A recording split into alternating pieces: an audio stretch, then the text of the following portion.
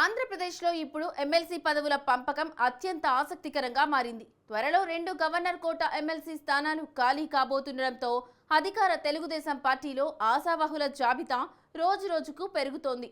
ముఖ్యంగా గత ఎన్నికల్లో కూటమి కోసం తమ సీట్లను త్యాగం చేసిన నేతలు ఇప్పుడు ఈ ఎమ్మెల్సీ పదవులపై భారీ ఆశలే పెట్టుకున్నారు. ముఖ్యమంత్రి నారా చంద్రబాబు నాయుడు, మంత్రి నారా లోకేష్ ఈ 2 స్థానాల భర్తీపై సుదీర్ఘ కసరత్తు చేస్తున్నారు. ఇంతకీ ఆ ఇద్దరు అదృష్టవంతులు ఎవరు కాబోతున్నారు? కూటమి కోసం త్యాగాలు చేసిన నేతల్లో అధిష్టానం కరుణ ఎవరిపై ఉండబోతోంది? Let's watch the story.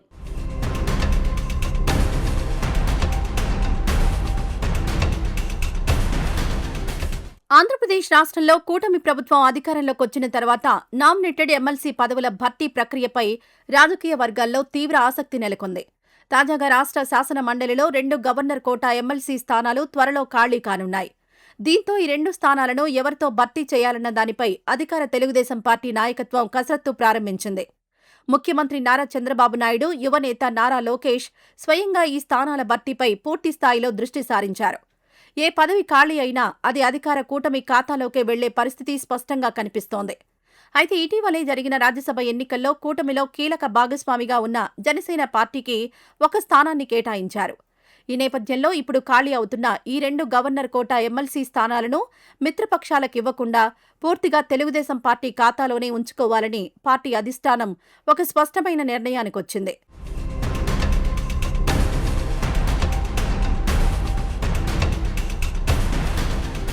గత సార్వత్రిక ఎన్నికల సమయంలో తెలుగుదేశం, జనసేన, భారతీయ జనతా పార్టీల మధ్య కుదిరిన పొత్తులో ఎంతోమంది నాయకులు తమ అవకాశాలను వదులుకోవాల్సి వచ్చింది. అప్పటి వరకు ఆయా నియోజకవర్గాల్లో పార్టీని అంటిపెట్టుకుని పనిచేసిన ఎంతోమంది తెలుగుదేశం పార్టీ సీనియర్ నాయకులు తమ సీట్లను మిత్రపక్షాల అభ్యర్థుల కోసం త్యాగం చేశారు. ఆ సమయంలో పార్టీ కోసం సీట్లు వదులుకున్న నాయకులకు భవిష్యత్తులో సముచిత స్థానం కల్పిస్తామని అధినేత చంద్రబాబు నాయుడు బహిరంగంగానే హామీ ఇచ్చారు. ఇప్పుడు ఆ హామీని నెరవేర్చుకునే సమయం ఆసన్నమైందని త్యాగధనులు భావిస్తున్నారు. ఆనాడు పార్టీ కోసం అహర్నిశలు శ్రమించిన నేతలంతా ఇప్పుడు ఈ గవర్నర్ కోటా ఎమ్మెల్సీ పదవులపై గంపడాసలు పెట్టుకున్నారు. అమరావతి స్థాయిలో ముఖ్యమంత్రి చంద్రబాబు నాయుడిని, మంత్రి నారా లోకేష్ను నేరుగా కలుస్తూ తమకే ఈ అవకాశం కల్పించాలంటూ తీవ్ర స్థాయిలో వినతులు సమర్పించుకుంటున్నారు. పార్టీకి తాము చేసిన సేవలను గుర్తు చేస్తూ లాబయింగ్ ముమ్మరం చేశారు.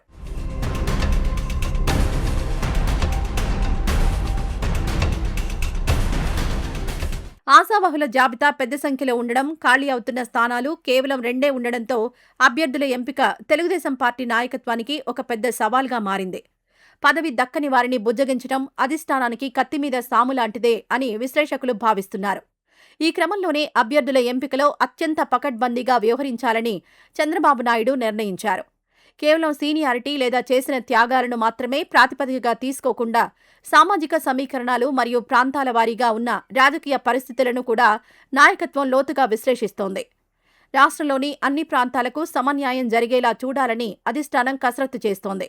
ఇందులో భాగంగా ఈ 2 గవర్నర్ కోటా ఎమ్మెల్సీ స్థానాల్లో ఒక స్థానాన్ని కోస్తాంధ్ర ప్రాంతానికి చెందిన నాయకుడికి, మరొక స్థానాన్ని రాయలసీమ ప్రాంతానికి చెందిన నాయకుడికి కేటాయించే అవకాశం ఉన్నట్లు పార్టీ వర్గాల్లో బలమైన చర్చ జరుగుతోంది.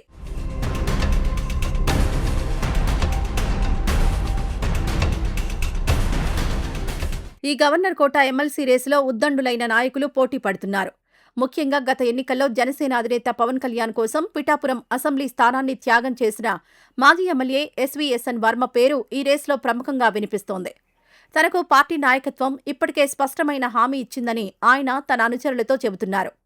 అలాగే రాష్ట్ర రాజకీయాల్లో ప్రత్యేక గుర్తింపు ఉన్న కీలక నేత వంగవీటి రాధాకు కూడా పార్టీ సముచిత స్థానం కల్పించాల్సి ఉంది. వీరితో పాటు పార్టీ కోసం నిరంతరం గొంతెత్తే సీనియర్ నేత వర్ల రామయ్య పేరు కూడా పరిశీలనలో ఉంది.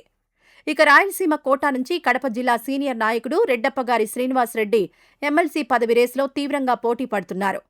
మరోవైపు మహిళా కోటా సమీకరణాలు తెరపైకొస్తే కేంద్ర మాజీ మంత్రి పనబాక లక్ష్మి సైతం ఈ ఎమ్మెల్సీ స్థానాన్ని ఆశిస్తున్నారు. వీరంతా తమకు అధిష్టానం ఖచ్చితంగా న్యాయం చేస్తుందన్న బలమైన నమ్మకంతో ఉన్నారు.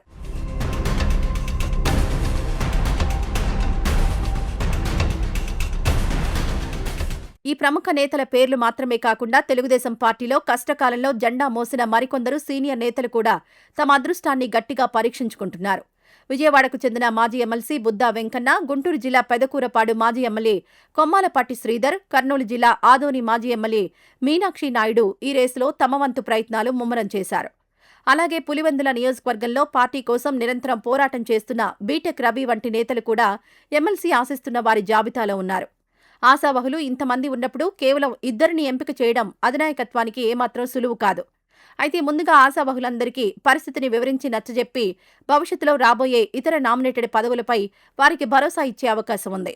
ఈ అన్ని ఈక్వేషన్లను బేరీజు వేసుకున్న తర్వాత త్వరలోనే ఈ ఇద్దరు గవర్నర్ కోటా అభ్యర్థుల పేర్లను ముఖ్యమంత్రి అధికారికంగా ప్రకటించనున్నారు.